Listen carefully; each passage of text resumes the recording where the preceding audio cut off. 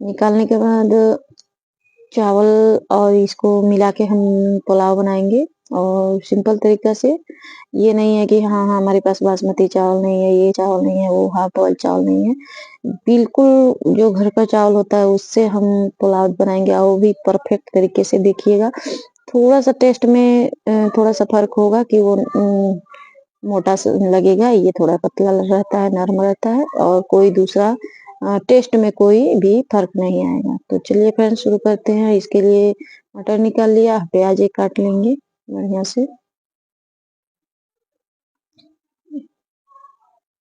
अब इसकी पतली-पतली स्लाइस करेंगे।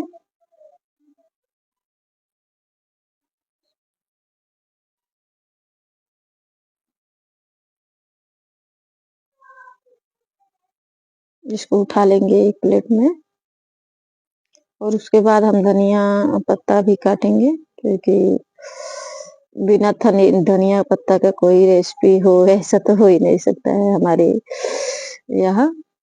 तो धनिया पत्ता को भी काट लिया हमने।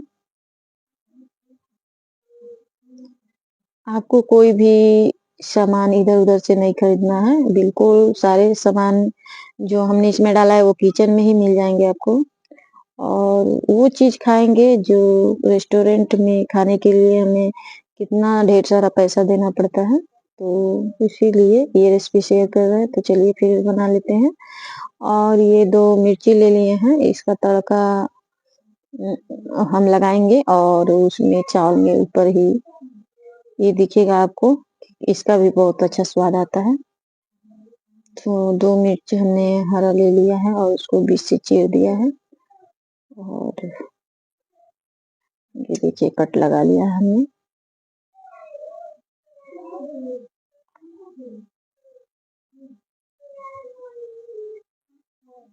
ये हमारा धनिया, प्याज़ और मिर्ची सब कुछ तैयार हो गया। अब चलेंगे गैस की तरफ।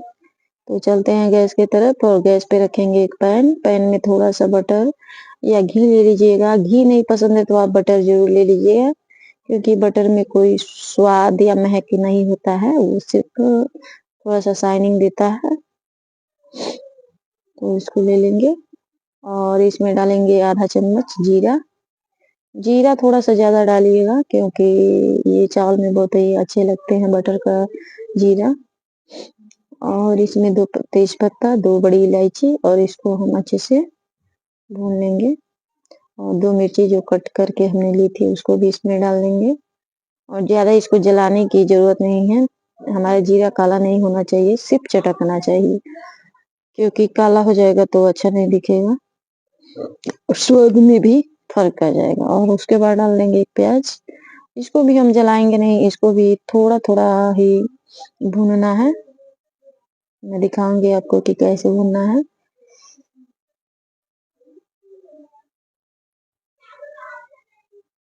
हुँ। अब इसको धीरे-धीरे फ्लेम पे हम इसको चलाते हुए भून लेंगे और थोड़ी-सी इसमें समय लग जाएगा 1 मिनट का और इसको बढ़िया से भूनने में। तो दिखाते हैं आपको कि कैसा हो जाएगा तो हम इसमें क्या चीज़ ऐड करेंगे।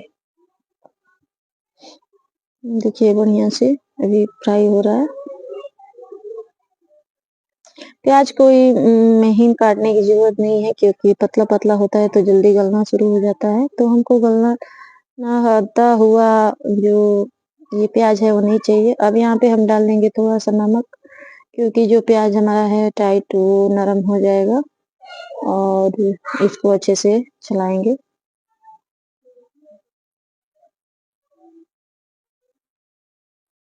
देखिए सारे हमारे प्याज़ तो थे स्लाइस अपना छोड़ दिए हैं, अलग-अलग हो गया है और ज्यों-ज्यों ये भूनते जाएगा अपन आपस में निकलता जाएगा और ये देखिए पतला भी हो गया है, स्लाइस भी दिख रहा है और इसका बिल्कुल परफेक्ट तरीके से गुलाबी हल्का गुलाबी सा हुआ है।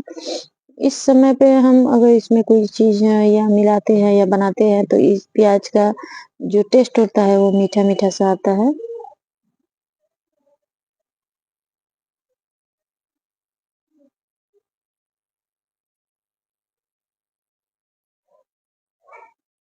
और इसको भूनने के बाद हम क्या करेंगे, इसमें सबसे पहले हम मिलाएंगे इसमें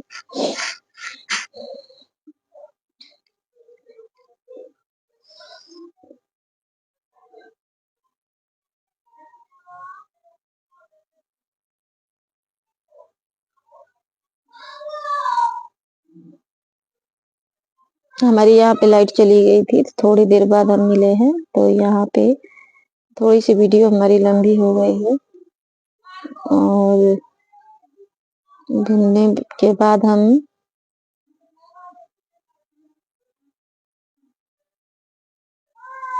इसमें मिलाएंगे चावल। इस चावल को हमने धुल लिया है, और फ्रेंड्स जितना चावल हमने बताया था उतना नहीं लेंगे, क्योंकि वो तो हमने दिखाया था कि सिंपल सा चावल है। हम 1 कटोरी बना रहे हैं, क्योंकि 1 कटोरी चावल बहुत ही ज़्यादा होता है। तो यहाँ पे मैं बना के दिखा रही हूँ आपको। 1 कटोरी चावल, थोड़ा-सा 2 मिनट हम इसको भूनेंगे। 2 मिनट नहीं फ्रेंड्स, 1 मिनट तक ये भूनेंगे इसको। और इसमें डाल देंगे मटर, इसको भी साथ में भून लेंगे।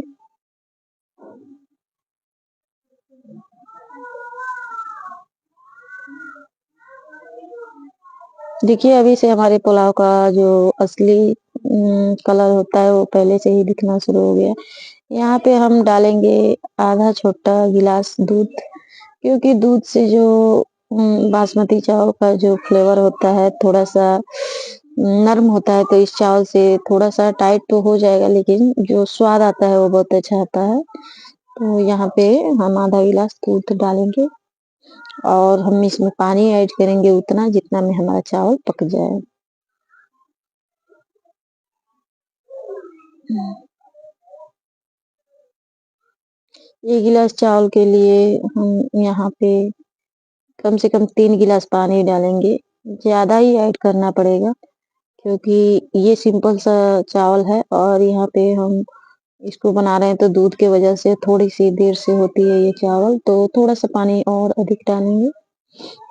और देखिए यहाँ पे हमारा पानी पूरा सूख गया है, और चावल भी अच्छे तरीके से हो गया है। आपको दिखाएँगे हमारी मिर्ची की हरापन जो है ताज़गी वैसे ही बरकरार है।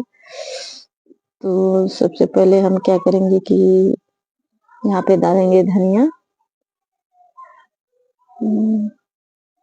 और इसको भी 2 मिनट तक हम क्या करेंगे कि ढक देंगे, क्योंकि ये जो हरा धनिया है थोड़ा-सा सौते हो जाए। इसको कवर करेंगे, और फ्लेम में हम नीचे देखते रहेंगे कि हमारा चावल जले नहीं।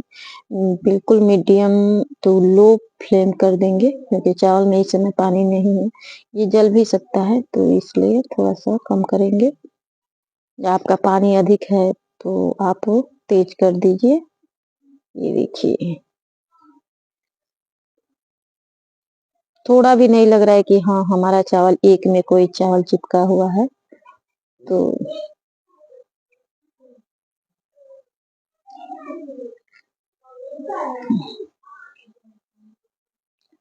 आप देख लीजिए, कहीं से भी हम निकालेंगे तो एक चावल एक में बिल्कुल नहीं सटेगा। ये देखिए, देख लीजिए, बिल्कुल परफेक्ट तरीके से, थोड़ा भी कच्चा नहीं है, और कितना बढ़िया दिख रहा है। और ये तैयार हो गया है हमारा सिंपल सा पुलाव। और आप कहेंगे कि हाँ, हम घर में ही अपना पुलाव डिश तैयार कर लिए, तो चलिए फिर सर्व करते हैं।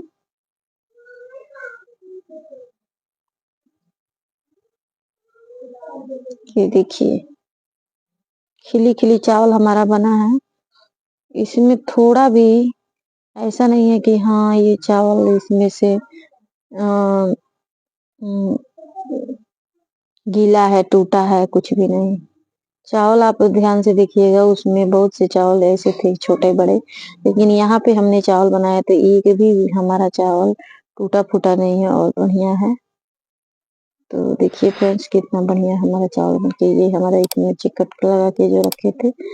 और यहाँ पे देखिए पुलाव